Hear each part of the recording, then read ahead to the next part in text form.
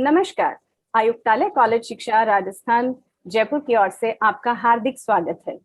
ज्ञान से सेवा की ओर इस उद्देश्य से प्रेरित ज्ञान सुधा कार्यक्रम में आपका अभिनंदन है। ज्ञान सुधा प्रतियोगी परीक्षाओं की तैयारी के लिए क्षमता विकास, मार्गदर्शन, अभिप्रेरणा व ज्ञान संवर्धन का कार्यक्रम है। इस कार्यक्रम में हम आपके लिए ऑनलाइन लाइव सेशंस भी लेकर आते हैं, जो सप्ताह के प्रत्येक बुधवार व शनिवार को आयोजित किए जाते हैं। आज इस कार्यक्रम का 12th डे है और आज का टॉपिक ऑफ डिस्कशन है रिफ्लेक्शंस ऑफ सक्सेस, सफलता के प्रतिबिंब। दोस्तों, जैसा आप देख पा रहे हैं, सफलता के प्रतिबिंब, आज से हम एक नई सीरीज शुरू कर रहे हैं और जिसमें हम बात कर रहे हैं कि जो सफलता के प्रतीक हैं। जब भी आरएस 2018 में अभी जो परिणाम घोषित हुए हाल ही में और अखबारों में काफी सुर्खियों में ये परिणाम रहे, आपने देखा होगा। उस परिणाम में जो 3 सबसे टॉप पर आने वाले फर्स्ट, सेकंड एंड थर्ड हमारे जो साथी हैं, हमारे युवा हैं, आज हम उनसे खास मुलाकात प्रोग्राम में आपकी बात करवा रहे हैं। और हमने इसलिए बात की है, निश्चित सफलता के लिए खुद को कैसे तैयार करें, how to prepare yourself for sure success. और ये तीनों उस श्योर सक्सेस के प्रतिबिंब भी है।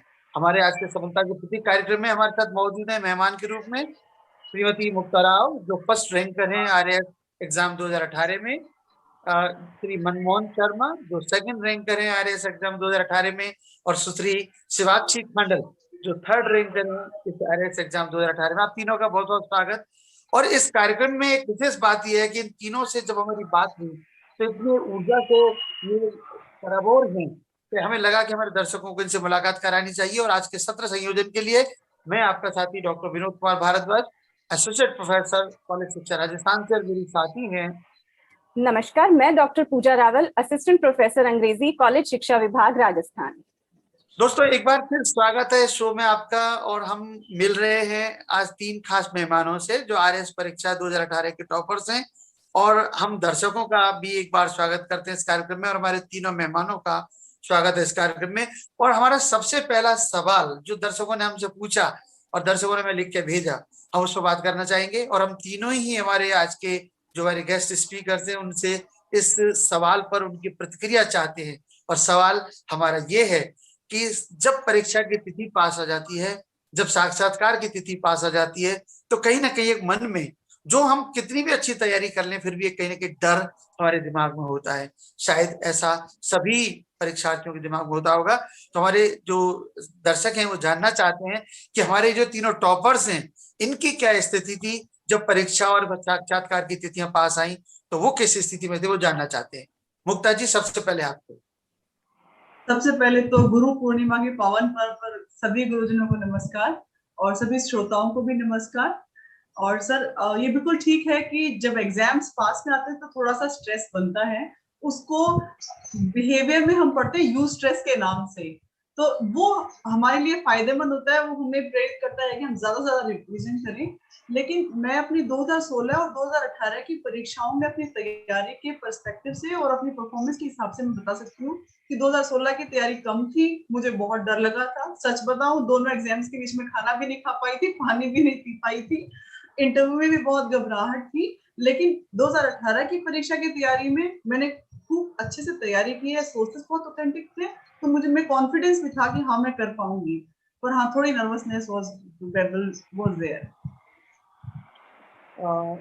मनमोहन जी, आपकी क्या प्रतिक्रिया है इस दर्शकों के हमारी इस बात पर कि डर कहीं ना कहीं बैठा होता है हमारे सफलार्थियों के मन में भी? सर, सबसे पहले तो गुरु पूर्णिमा का मेरी सभी गुरुजनों को प्रणाम। और विशेष रूप से आभारी हूँ मैं कॉलेज शिक्षा एजुकेशन का, जिनके प्लेटफॉर्म पर मैंने पहले भी काम किया और वहीं से काफी कुछ चीजें सीखी जो इस जर्नी में बहुत काम आई सर। क्योंकि जब हम जीवन में सबसे बड़ी खुशी उसी काम को करने में मिली है जिसे लोग कहते हैं कि तुम नहीं कर सकते। तो सर, जब शुरुआत में 2016 वाला अटेम्प्ट था तो उसमें हालांकि मैडम ने सही कहा कि डर था, मन में काफी डर था, क्योंकि जो चीजें थी वो जिस तरह से सोचे थे उस तरह से हो नहीं पा रही थी।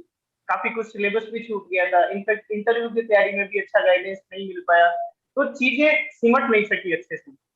लेकिन इस बार जो तैयारी की सर, उसमें फुल कॉन्फिडेंस था कि अच्छा होगा इस बार।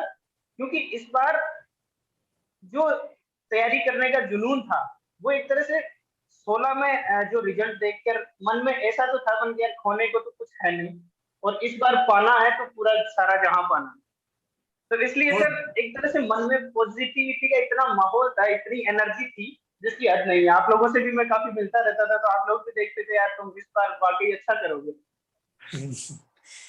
शिवाक्षी जी, आप क्या कहना चाहेंगे हमारे दर्शकों से इस बारे में?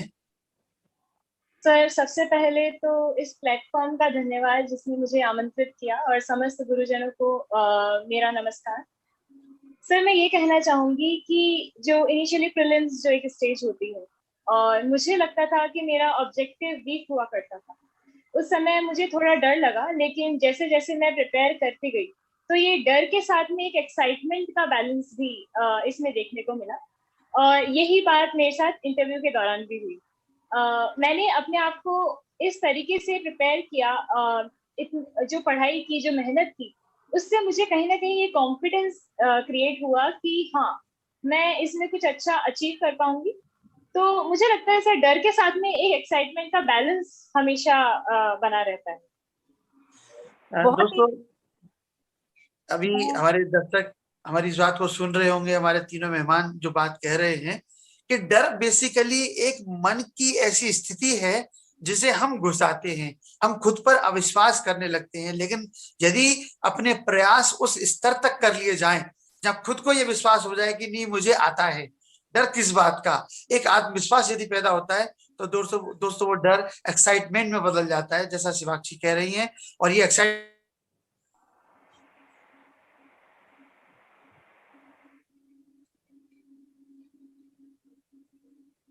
हमारे वक्ताओं ने बहुत अच्छे से फियर टू फाइटर का जो एटीट्यूड अपनाया, इस बीच उनकी क्या स्ट्रेटेजी रही, क्या एक्शन प्लान रहा, वो हम जानना चाहेंगे।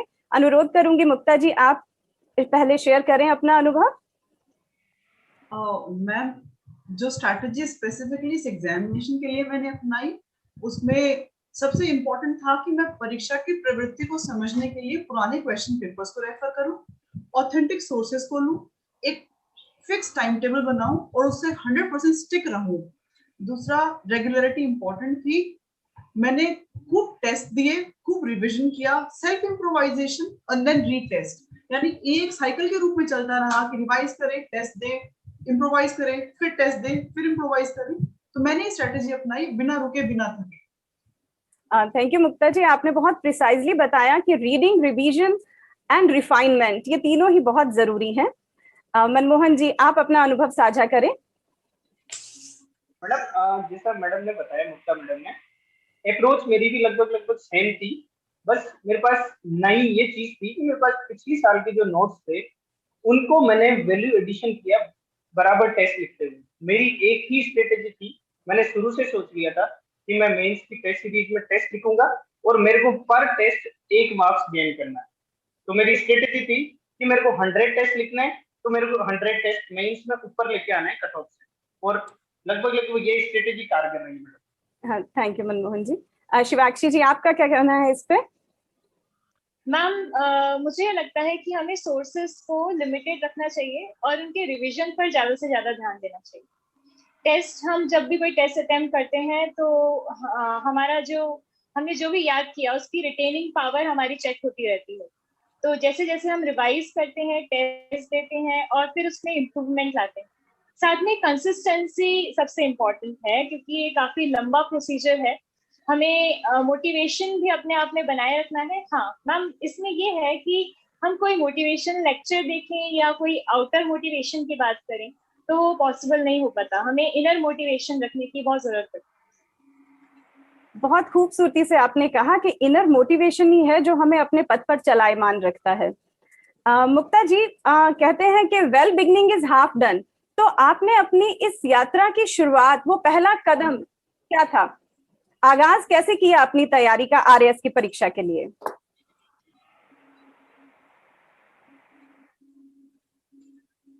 सबसे पहला स्टेप तो यही होता है कि हम सिलेबस को डाउनलोड करें, पुराने क्वेश्चन पेपर्स को डाउनलोड करें और यह भी देखें कि हमारे पास जो रिसोर्सेज हैं वो उस सिलेबस से कहाँ मैच कर रहे हैं, हमारी अंडरस्टैंडिंग किसी पर्टिकुलर सब्जेक्ट में कितनी है और किधर ज्यादा फोकस करने की जरूरत है। तो पहला स्टेप तो ऑफ कोर्स मैम यही था। थैंक यू मुक्ता जी। एक मनमोहन जी, एक बात आती है, क्योंकि मैं आप लोगों को जब तैयारी कर रहे थे मैं देखता था आप, हाँ हमारी ऑफिस में भी कई बार मुलाकात हुई।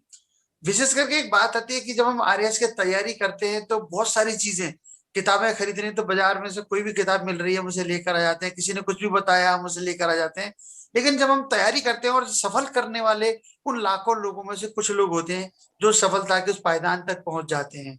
हम आपसे, हमारे दर्शक जानना चाहते हैं कि आरएएस की तैयारी करने के लिए सबसे अहम बातें क्या हैं जो उन्हें ध्यान रखनी चाहिए, सबसे ज्यादा खास बातें क्या हैं। मनमोहन जी आपसे बात करना चाह रहे हैं दर्शक। सर इसमें मुझे लगता है, जहाँ तक आपने कंटेंट की बात की, तो कंटेंट सर अभी ऐसे कम पब्लिकेशंस की बुक आ रही है जहाँ पर सभी एक ही प्लेटफॉर्म पे सारे रिसोर्सेज अवेलेबल। हमें अच्छा अच्छा कंटेंट कलेक्ट करना होता है और उसके साथ ही हमारे जो शॉर्ट नोट्स है या हमारी समझ में, उसके आधार पर हमें चीजों को उसमें वैल्यू एडिशन करना होता है। मैंने ये किया कि जहां भी मेरे को कोई अच्छी बुक लगी, चाहे एक दो टॉपिक उसमें थे, वहां से उस चीज को लिया और जो मेरा खुद का शॉर्ट नोट्स था उसके साथ उसको वैल्यू एड किया। प्लस जो टेस्ट सीरीज लिखने के दौरान मैंने एक चीज ध्यान में रखी कि कभी कभी टेस्ट सीरीज में कुछ क्वेश्चंस ऐसे थे जो पूरी तरह आउट ऑफ सिलेबस या आउट ऑफ इनबॉक्स थे, जो कई बुक्स में भी उनका आंसर नहीं था।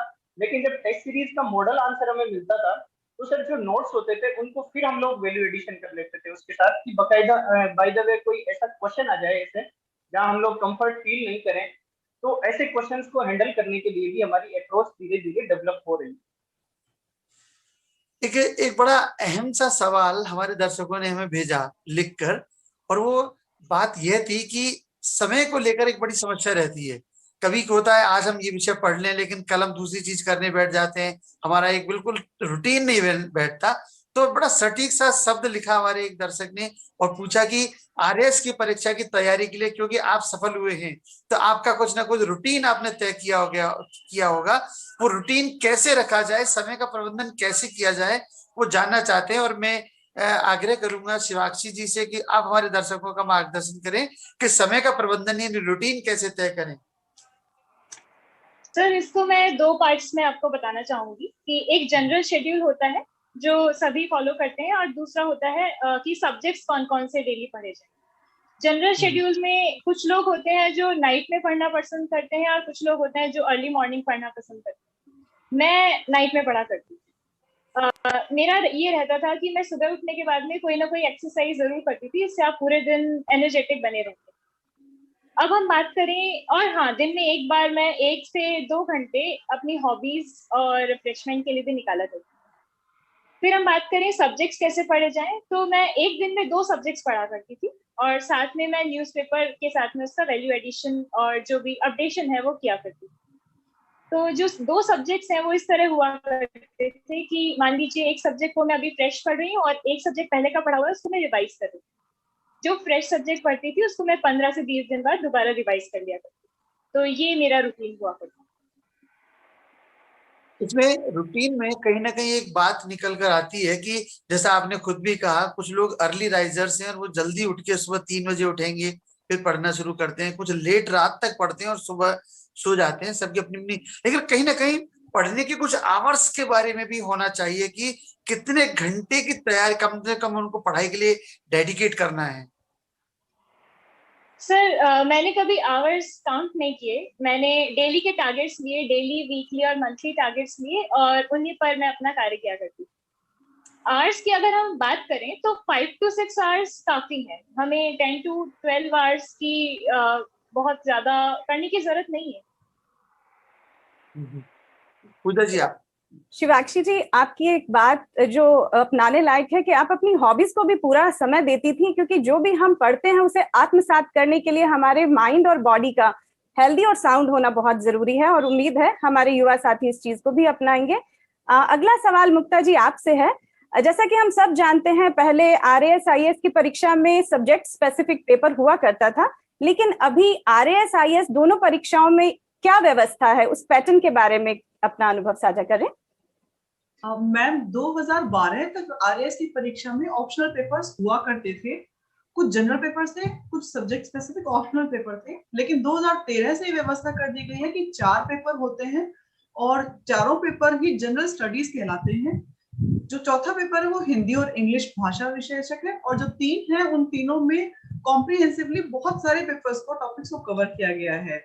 ऑन दी कॉन्ट्ररी, आईएएस के एग्जामिनेशन में अभी भी ऑप्शनल एक सब्जेक्ट के 2 पेपर्स होते हैं, और आरएएस से आईएएस के डिफरेंशिएशन करें तो वहां जो भाषा का पेपर है वो सिर्फ पास करने के लिए जरूरी है, लेकिन यहाँ उसके मार्क्स जो है वो काउंट भी होते हैं। वहाँ ऐसे का एक स्पेसिफिक एग्जामिनेशन होता है जिसमें 2 एसेज लिखने पड़ते हैं, यहाँ ऐसा नहीं है। यहाँ हिंदी के पेपर में और इंग्लिश के पेपर में ही पैराग्राफ राइटिंग या इलेबोरेशन, और हिंदी में स्पेसिफिकली निबंध नाम से भी एक आता है 20 नंबर का। मैं बात करना चाहूंगी कि जैसे यूपीएससी में जनरल स्टडीज बहुत ही वास्ट सिलेबस है, वैसे ही आरएएस में भी बहुत ही अच्छे से वेल डिफाइंड सिलेबस में शुरुआती P1, P2, P3 यानी तीनों पेपर्स में डिस्क्राइब कर रखा है। तो इस प्रकार से आरएएस में आज के दिन की व्यवस्था है कि 4 पेपर है, चारों सभी के लिए कंपल्सरी और चारों के मार्क्स काउंट होते हैं। जबकि यूपीएससी में भी थोड़ा सा डिफरेंस है कि वहाँ एक पेपर पास करना कंपल्सरी जो भाषा विशेषक है, और बाकी 2 पेपर्स होंगे जो आपके सब्जेक्ट स्पेसिफिक होंगे। So this difference is there. Mukta ji, आपने बहुत अच्छे से पेपर की रूपरेखा हमारे दर्शकों को बताई। अगला सवाल मोहन जी आपसे है कि आरएएस की परीक्षा में करंट अफेयर्स की तैयारी कैसे करें? करंट अफेयर्स हर परीक्षा में पूछे जाते हैं, लेकिन स्पेसिफिकली आरएएस की परीक्षा को ध्यान में रखते हुए किस प्रकार से इनकी तैयारी की जाए? मैडम, जहां तक करंट अफेयर्स का सवाल है तो मैंने जो सोर्स फॉलो किया, मैं विजन आईएएस की मंथली मैगजीन आती है तो उससे करंट अफेयर्स को तैयार किया मैंने। और आरएएस की जो एग्जाम है उसमें स्पेसिफिक जो क्रोनोलॉजी आती है 10-12 रुपए की आती है, वो उससे करंट अफेयर्स पूरा कवर हो जाता है। और उसके साथ ही जो जिन जिन इश्यूज को हमारे मेंस के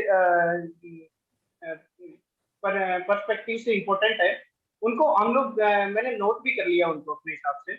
और जब भी कोई करंट चीज अपडेट होती तो उनको अपडेट करते रहते थे कंटिन्यू, क्योंकि करंट अफेयर्स हम लोग केवल एक मैगजीन से नहीं कर सकते। उसके लिए हमें अपने पास कुछ ऐसा सोर्स बना के रखना होगा जिसमें हम लोग लगातार उसको अपडेट करते रहें। क्योंकि एग्जाम अगर मान लो 1 महीने बाद होता है या 3 महीने बाद होता है या 4 महीने बाद होता है, तो हम केवल उन मैगजीन्स को उस टाइम पे लास्ट टाइम पे रिवाइज नहीं कर पाते हैं।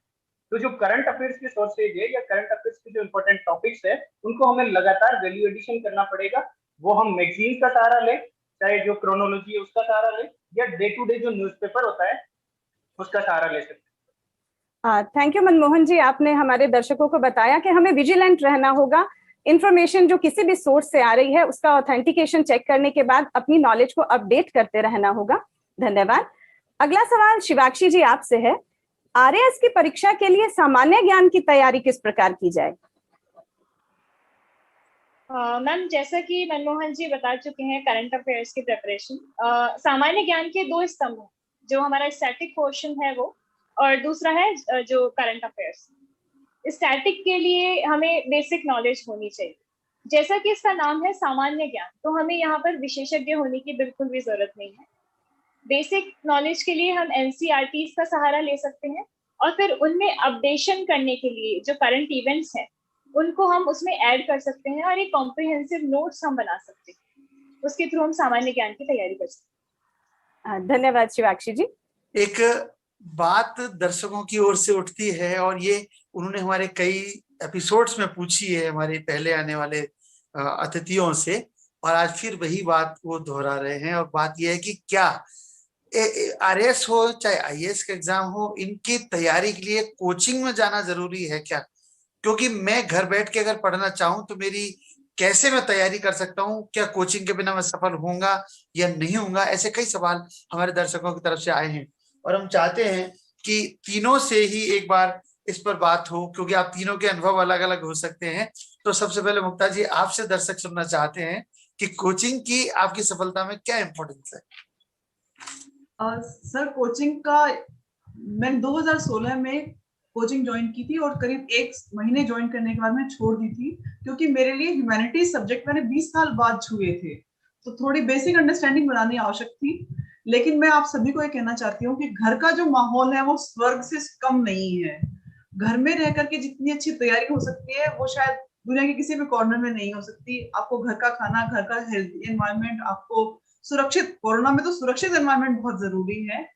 दूसरी बात ये, कोचिंग में एक साथ मान लीजिए कई हजार बच्चे पढ़ते हैं, वो सभी को एक जैसा ज्ञान देंगे, एक जैसी डायरेक्शंस देंगे, लेकिन उन सभी में अपने आप को स्टैंड आउट करने के लिए आपकी सेल्फ प्रिपरेशन, आपका जो एक्स्ट्रा एज है वो आपको खुद को क्रिएट करना होगा, और उसके लिए आपको लगातार अभ्यास करते रहना होगा। तो मैं तो इस बात के बिल्कुल पक्ष में हूँ कि यदि आप घर में रहकर के तैयारी करते हैं तो आपकी तैयारी और ज्यादा और अच्छी परिष्कृत हो सकती है। इस वहम को दिमाग से निकाल दीजिए। हाँ, यदि आपको लगता है कोई एक टॉपिक आपको समझ में नहीं आ रहा है, किसी एक पर्टिकुलर सब्जेक्ट में आपकी कमी है, तो उसके लिए किसी से गाइडेंस लेने में कोई बुराई नहीं है। मनमोहन जी, आपका क्या मत है कोचिंग की उपयोगिता का, सफलता के बारे में? जी सर, मैं मैडम की बात का पूर्णतः समर्थन करता हूँ कि ऐसा नहीं है कि कोचिंग अनिवार्य है। कोचिंग का सहयोग लेने के बिना सिलेक्शन हो ही नहीं सकता। देखिए, कोचिंग जहाँ तक मेरे को लगता है एक मार्गदर्शक की भूमिका में होती है। स्टूडेंट को एफर्ट खुद डालना होता है। कोचिंग टीचर उसको बता सकते हैं, चीजें समझा सकते हैं, लेकिन क्या चीज इनकलकेट करनी है, क्या कंटेंट होना चाहिए, उसका प्रेजेंट कैसे करना है, वो सब स्टूडेंट की जो कैपेसिटी है, जो उसका नॉलेज लेवल है और जो उसकी प्रैक्टिस है धीरे धीरे, उसके आधार पर डिसाइड होती है। क्योंकि यदि कोचिंग की अनिवार्यता होती है इसमें, तो शायद हम लोग जैसे आपसे संवाद नहीं कर रहे होते। दूसरी बात सर, मैं दूसरी बात ये बताऊं कि कोचिंग लेने का एक फायदा भी है, क्योंकि जो काम हमें डायरेक्शन नहीं मिल पाता है समय रहते, जो काम हम 3-4 साल में कर रहे हैं, यदि हम डेडिकेट होकर किसी के मार्गदर्शन में अच्छे से पढ़ते हैं तो उसको कम समय में अच्छे तरीके से कर सकते हैं। इसके लिए जो राजस्थान सरकार का प्रतियोगिता दक्षता कार्यक्रम था, उसकी भी काफी हेल्प मिली मुझे। और इनफैक्ट मैं ऐसे सरकार के इनिशिएटिव का समर्थक रहा हूँ, क्योंकि एक प्लेटफॉर्म पे कॉलेज एजुकेशन जैसा इतना वेल ट्रेंड डिपार्टमेंट, जहाँ पर वेल क्वालिफाइड टीचर्स है, वो एक प्लेटफॉर्म से अगर वॉलंटरली पढ़ाते हैं तो बच्चों की काफी मदद होती है। बट कोचिंग के साथ साथ मेरे को लगता है कि जो सिलेक्शन में एक मेन पिलर की भूमिका निभाती है, वो आपकी मॉक टेस्ट और टेस्ट प्रैक्टिस निभाती है। क्योंकि यदि कोई स्टूडेंट कोचिंग नहीं करना चाहता है तो बिल्कुल उसमें कोई एतराज नहीं है, वो उसकी खुद की इच्छा है। लेकिन यदि कोई टेस्ट नहीं लिखना चाहता है तो मुझे लगता है कि उसके सिलेक्शन में टाइम लगेगा। शिवाक्षी जी, आप क्या कहेंगे हमारे दर्शकों को इस बारे में कि तैयारी के लिए कोचिंग की कितनी अहमियत है? सर, मुक्ता जी और मनमोहन जी ऑलरेडी ये सब कुछ बता चुके हैं, लेकिन कोचिंग की अहमियत टेस्ट सीरीज, मॉक टेस्ट और मॉक इंटरव्यूज में सबसे ज्यादा है। और हम बात करें, ये पर्सन टू पर्सन वेरी करता है कि उनको रिक्वायरमेंट है कि नहीं। जैसे मेरे साथ ये हुआ कि मैं साइंस बैकग्राउंड से ह्यूमैनिटीज में मुझे यहाँ स्विच करना पड़ा, तो मुझे थोड़ी गाइडेंस की जरूरत पड़ी, तो इनिशियली मैंने कोचिंग ज्वाइन की। लेकिन ये कोई कंपल्सरी नहीं है या थंब रूल नहीं है कि हमें कोचिंग ज्वाइन करनी चाहिए। दोस्तों, आप ये कार्यक्रम देख रहे हैं ज्ञान सुधा, जो कॉलेज शिक्षा विभाग राजस्थान सरकार द्वारा प्रतियोगी परीक्षाओं की तैयारी कर रहे युवाओं के मार्गदर्शन और उनके सहयोग के लिए आरंभ किया गया है। और इसी कार्यक्रम की श्रृंखला में आज आप सुन रहे हैं निश्चित सफलता के तौर तरीके क्या हो सकते हैं। हमारे 3 RAS 2018 के सफलार्थी जो टॉप रैंकर्स हैं, वो आज हमसे और हमारे दर्शकों से बात कर रहे हैं इस कार्यक्रम में। हम इस कार्यक्रम में और आगे चलें और हम बहुत सारी सीरीज आपके लिए इस तरह की लेकर आएंगे। एक अहम सवाल पिछली बार भी हमारे दर्शकों ने 3 श्रृंखला में हमसे पूछा है, हमारे अतिथियों से पूछा, और आज फिर आकर खड़ा हुआ है कि जब कोचिंग एक RAS की या IAS की तैयारी की जाती है तो कहीं ना कहीं एक हिंदी मीडियम वाले बच्चों के मन में एक थोड़ा सा भय रहता है सफलता के प्रति, कहीं एक हिचक होती है, एक डर होता है कि शायद वो उतने कॉम्पिटेंट नहीं है जितने इंग्लिश मीडियम से आने वाले स्टूडेंट्स होते होंगे।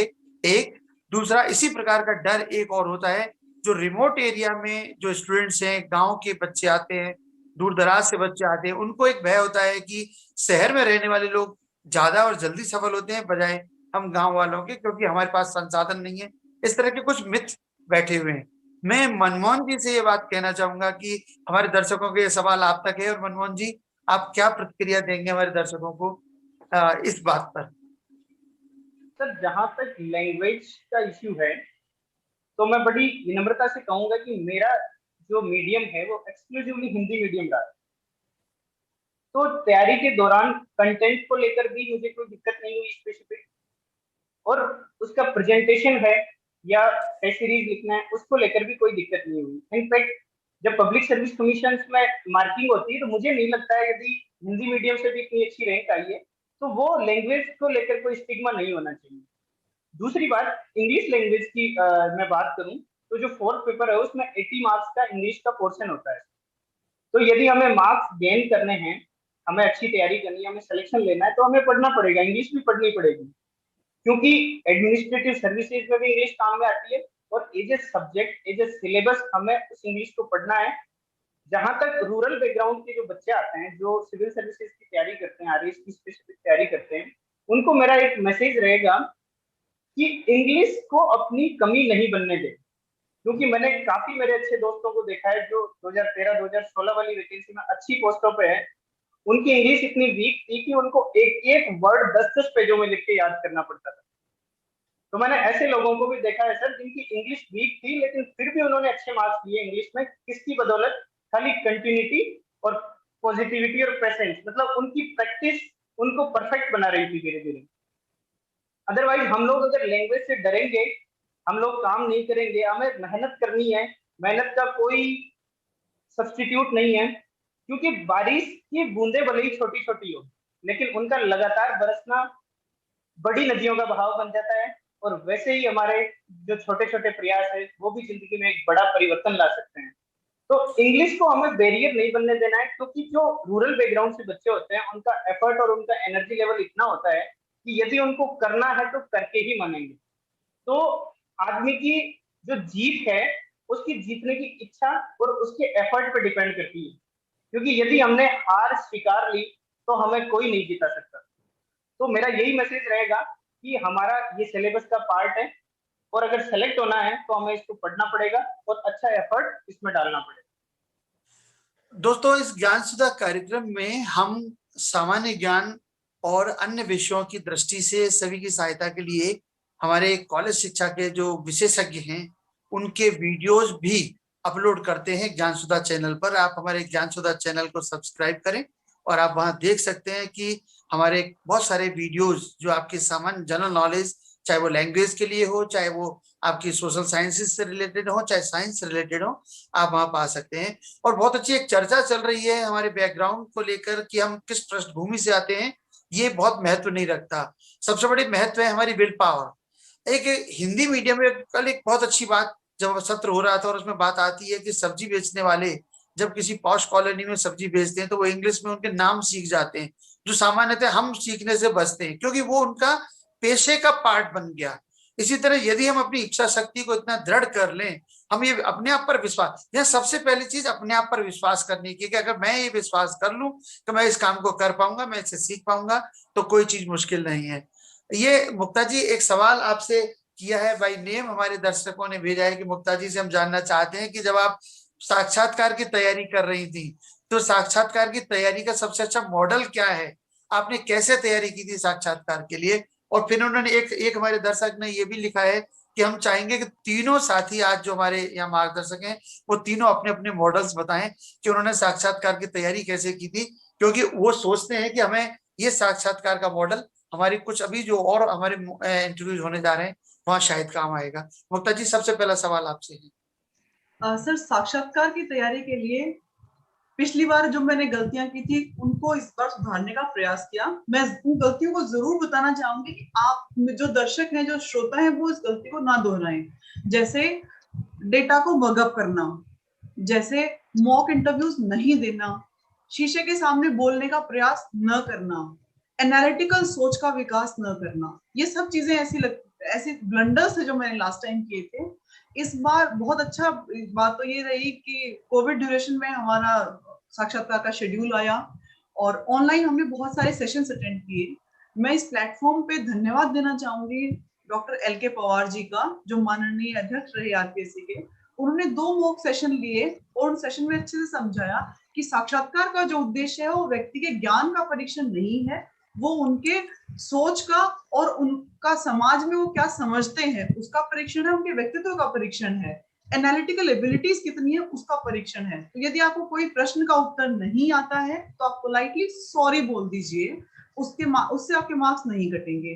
तो इस फंडामेंटल प्रिंसिपल को फॉलो करते हुए मैंने ये जाना कि मैं जिस जगह से बिलोंग करती हूँ उसकी क्या सामाजिक समस्याएं हैं, क्या आर्थिक समस्याएं हैं, और शिक्षा को लेकर के क्या विकास की संभावनाएं हैं, औद्योगिक विकास की क्या संभावनाएं हैं। इसी प्रकार से राज्य के स्पेसिफिक जो भी मुद्दे हो सकते हैं उनके बारे में एक नजरिया डेवलप करने की कोशिश की कि किन समस्याओं के बारे में चर्चा करूंगी। स्वॉट एनालिसिस हर एक एस्पेक्ट की और फिर उसका बोलने का अभ्यास किया। सर मैंने करीब 10-11 मॉक इंटरव्यूज दिए और हर मॉक इंटरव्यू ने मेरी तैयारी को और परिष्कृत किया। वो मॉक इंटरव्यूज में ये भी बताते हैं कि रूम में एंट्री से लेकर के सिटिंग पोस्चर तक क्या क्या चीजें हो सकती हैं। दूसरा, जो मॉक इंटरव्यूज का एक्सपीरियंस है वो हमें सिर्फ कॉन्फिडेंस देता है। यहाँ मॉक इंटरव्यूज में पूछे गए सवाल और एक्चुअली आरपीएससी में फेस किए गए इंटरव्यू के जो सवाल थे उन दोनों का स्तरों का बहुत डिफरेंस था।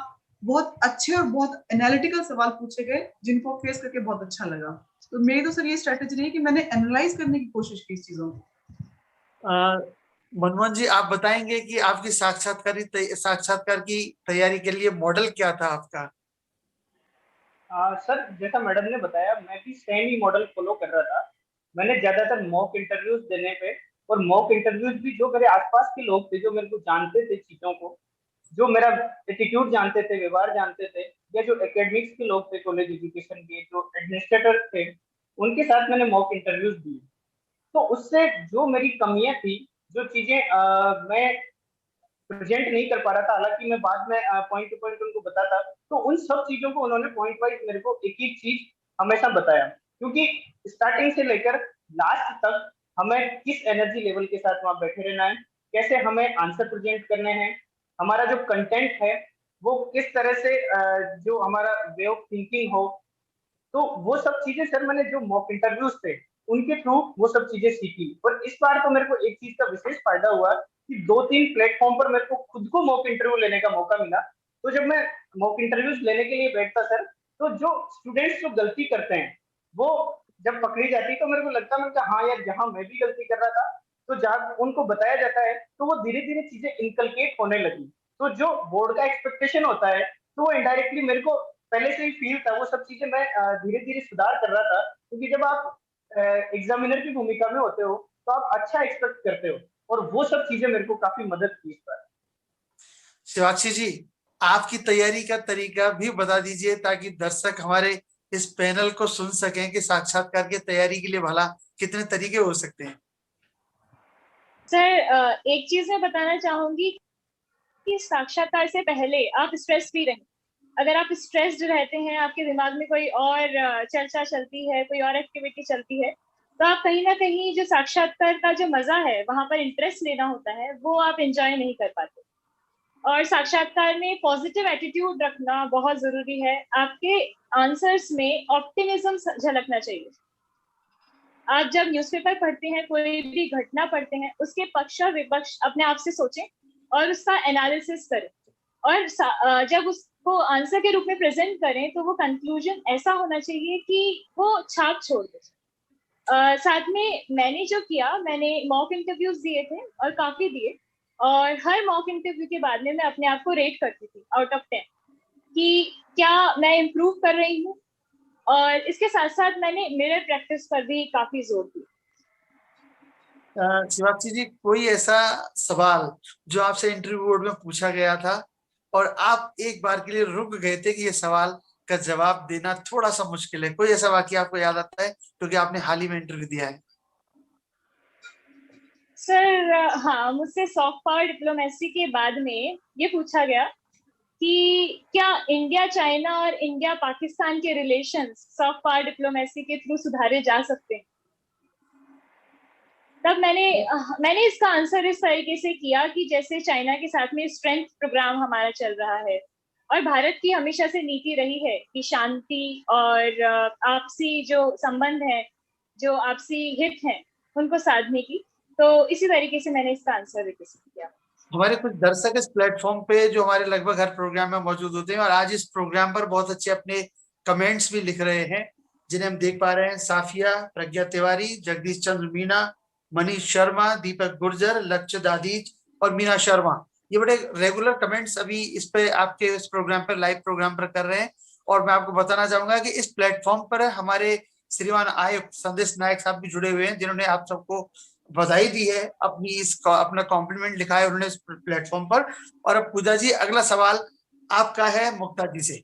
जी सर, तीनों वक्ताओं का इंटरव्यू एक्सपीरियंस सुन के हमें ये पता चला कि हमें एनालिटिकल होना जरूरी है, ऑप्टिमिस्टिक होना जरूरी है, इसके साथ ही साथ सेल्फ असेसमेंट करते रहना भी बहुत जरूरी है। हाँ, चलिए इंटरव्यू से फिर से तैयारी की तरफ रुख करते हैं। मुक्ता जी, मेरा सवाल आपसे है कि इंटरव्यू जब हम आरएएस की परीक्षा की तैयारी करते हैं तो पाठ्य सामग्री का प्रबंधन किस तरह से किया जाए? बहुत वास्ट सिलेबस होता है, तो किस तरह से टाइम मैनेजमेंट और अपने स्टडी मटेरियल को डिवाइड किया जाए?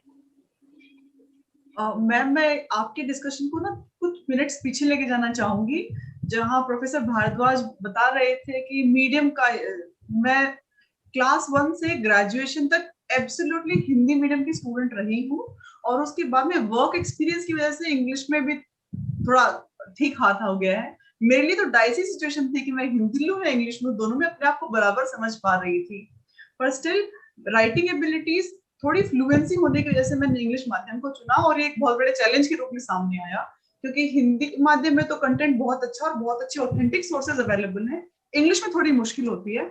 पर फिर भी मैं यहाँ उपस्थित सभी श्रोताओं को कहना चाहती हूँ कि आप, सबसे इंपॉर्टेंट है कि गवर्नमेंट के द्वारा पब्लिश किए गए रिसोर्सेज को फॉलो करें।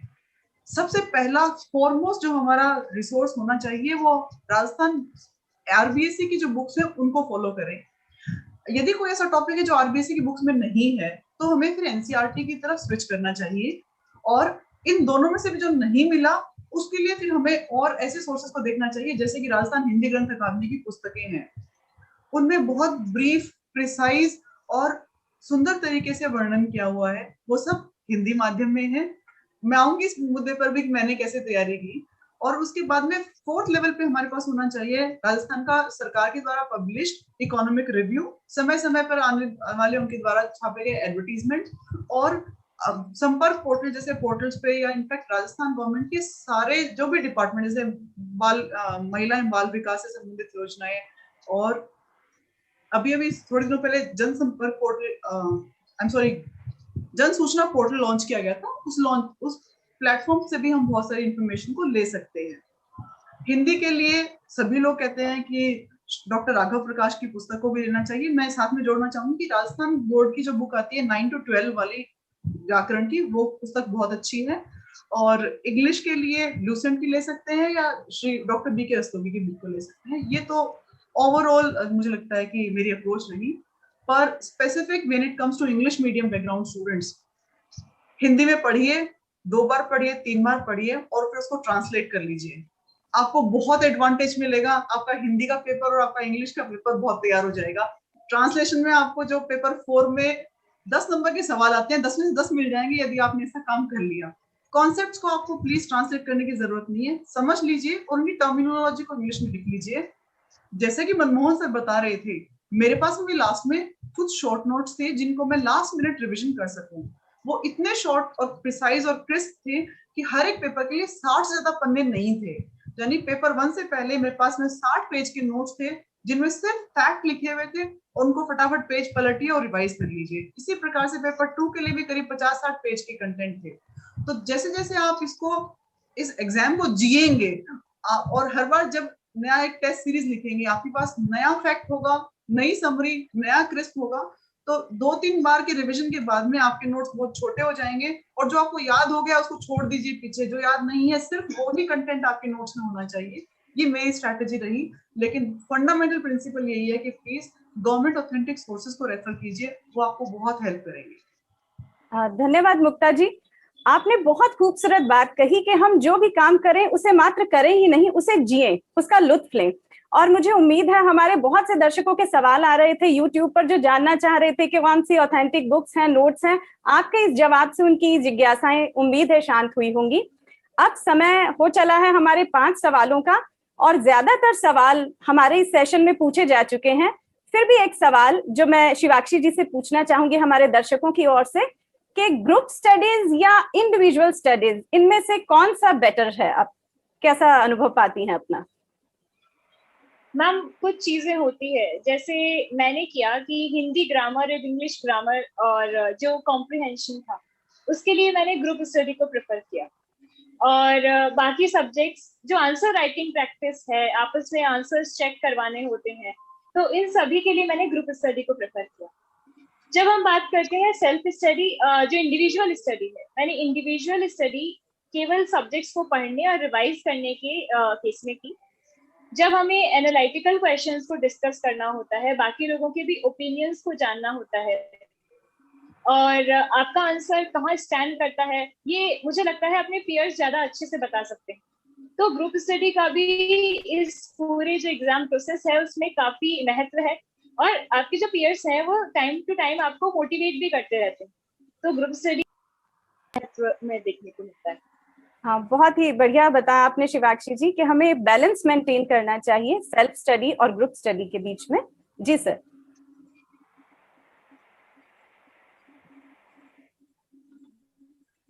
Sir please unmute. वो हमारे एक दर्शक बड़ा अच्छा सवाल किया है और मेरे ख्याल से ये उनके लिए एक प्रेरणा के लिए बहुत जरूरी है कि यदि आप आरएएस में सफल न होते तो आपका सेकंड ऑप्शन क्या था जो आपने सोचा था कि अगर यहाँ नहीं हुए तो हम इसको भी अपना ऑप्शन के रूप में चुनेंगे, वो ऑप्शन क्या था सेकंड, यानी बी प्लान क्या था आपका? मुक्ता जी आपसे। सर लाइफ में प्लान बी होना बहुत इम्पोर्टेंट है और यदि आज मुझे सफलता नहीं मिलती तो सर्टेनली मैं वापस सॉफ्टवेयर इंडस्ट्री की तरफ रुख करती, लेकिन मैं करती किसी इंडिया बेस्ड कंपनी में ही काम। ये मैंने सोच रखा था कि कैसे भी हो कंट्रीब्यूट तो करना है और कंट्रीब्यूशन अगर इस फॉर्मेट में हो कि if I can bring some foreign currency into India तो भी खुशी होगी, तो मैं वापस सॉफ्टवेयर इंडस्ट्री की तरफ रुख करती सर।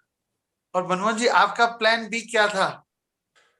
सर मेरा प्लान बी भी इसी फील्ड से रिलेटेड था, क्योंकि मैंने शुरू से ही सोच लिया था कि ये करना है और अगर ये नहीं भी होता तो भी मैंने जो भी मेरा नॉलेज था उसको एक तरह से लोगों के काम आए वो। तो इसके लिए मैंने जब बीच में एग्जाम खिसक गया था, जब स्ट्रेस आ रहा था, तो 15-20 दिन में एक बुक भी लिख दी थी इकोनॉमी की। तो मैं इस चीज को सोचने लग गया था कि अगर नहीं भी होगा तो ये मेरा नॉलेज बाकी लोगों के तो काम आ सके। तो इस फील्ड के लिए, एकेडमिक्स के लिए और इसके लिए काम करता था। शिवाक्षी जी आपका प्लान बी? सर चूंकि ये मेरा पहला अटेम्प्ट था तो मैं एक और अटेम्प्ट देने के बारे में सोच रही थी और इसके अलावा मैं टीचिंग प्रोफेशन में जाने का सोच रही थी।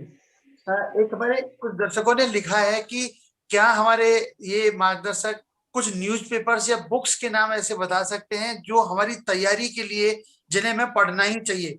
न्यूज़पेपर्स पे विशेष करके उनका फोकस है, पर ऐसे अनेक नाम हैं तो एक नाम से बताने से काम नहीं होगा।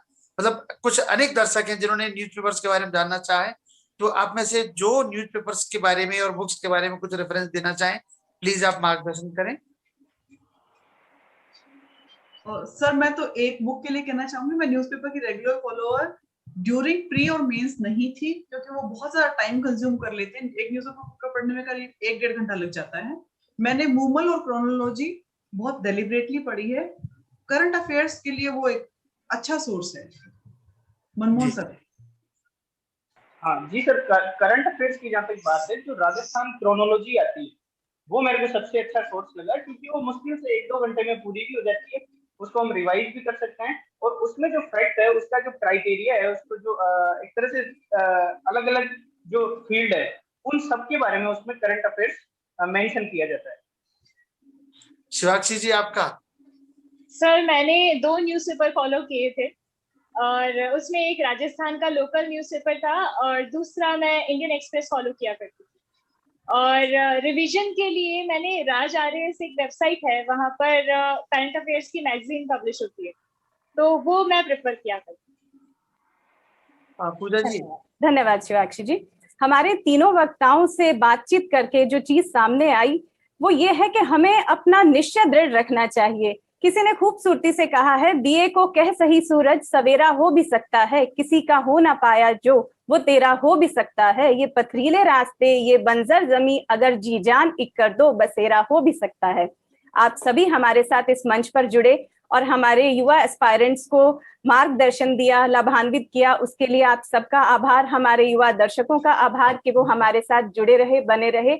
आप सबका पुनः पूरे आयुक्तालय परिवार की ओर से हार्दिक धन्यवाद।